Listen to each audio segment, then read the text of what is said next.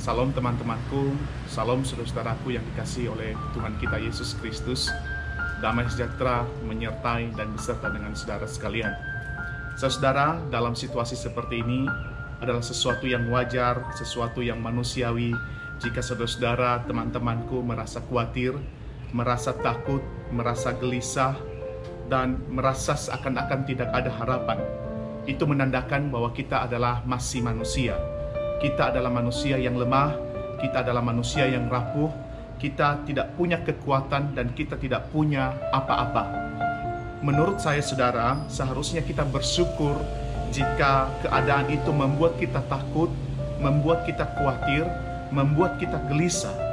Karena hal itu akan menolong kita untuk mencari pribadi yang lebih kuat, untuk menolong kita melewati ketakutan, kekhawatiran, dan kegelisahan hati kita.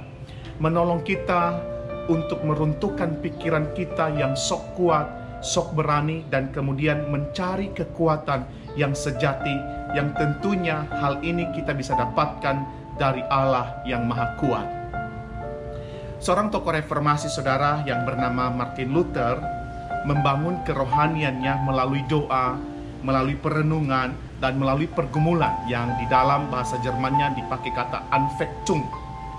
Martin Luther menggunakan pergumulan atau Anfechtung sebagai batu loncatan baginya untuk menemukan Allah. Kalau saya boleh tambahkan, saudara, tidak masalah kita ada dalam pergumulan, tidak masalah kita ada dalam penderitaan, karena itu adalah sesuatu yang wajar bagi kita manusia yang masih hidup dalam dunia ini. Dan kemudian masalah itu membuat kita khawatir, membuat kita gelisah, membuat kita takut. Itu adalah sesuatu yang wajar, saudara.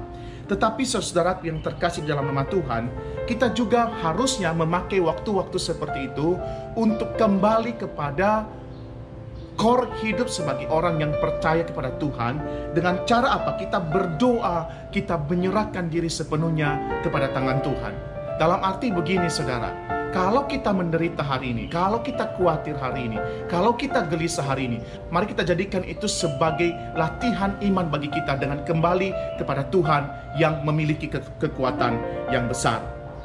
Dengan demikian, ketika kita ada dalam pergumulan hidup yang membuat kita takut itu, maka sebenarnya kita sedang melatih diri kita untuk bertumbuh di dalam Tuhan, untuk bergumul bersama dengan Tuhan, dan tentunya hanya dengan satu cara, kita kembali kepada Tuhan.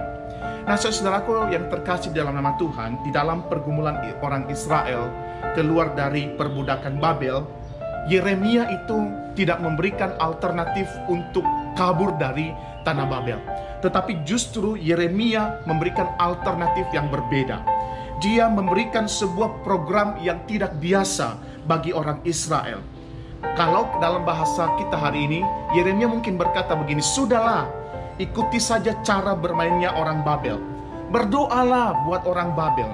Berdoalah buat kota-kota yang ada di Babel. Karena kesejahteraan kota itu adalah kesejahteraan kamu juga.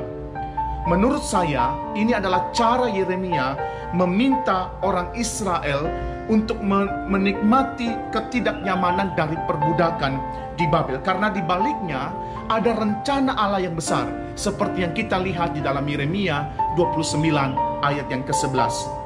Di dalam programnya Yeremia, saudara, begitu yakin bahwa serbuan dan dominasi dari Babel saja yang akan mengubah sikap orang Israel terhadap Tuhan, terhadap orang lain, dan terhadap diri mereka sendiri.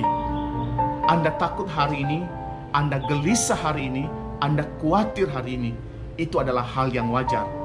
Itu adalah hal yang wajar bagi kita manusia.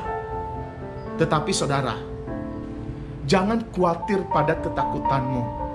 Jangan takut pada kekhawatiranmu. Jangan gelisah pada kegelisahan hatimu. Tetapi temukanlah Allah di dalam semua hal yang engkau rasakan hari ini. Jangan membuat kekhawatiranmu itu lebih besar dari Allah yang kuat.